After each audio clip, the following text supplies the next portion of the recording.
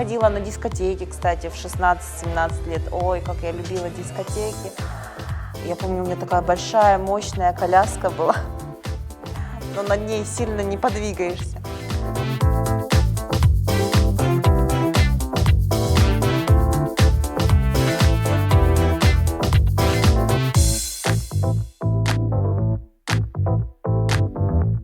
Наши девочки заняли первое, второе место именно по танцам. Я была такая счастливая. Наконец моя мечта сбылась. Я была за девочек очень рада.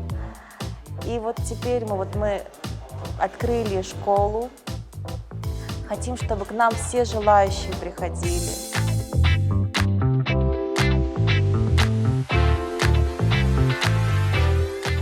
Первый раз это было вообще, я не понимаю, что происходит, но я приду второй раз.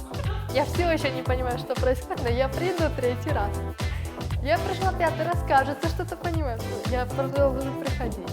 Совершенно ничего нет такого, чему нельзя научиться. Сказать, что вот тут, да, помощь будет. То есть ровно столько, сколько я здесь поворачиваю, столько же она здесь подкручивается.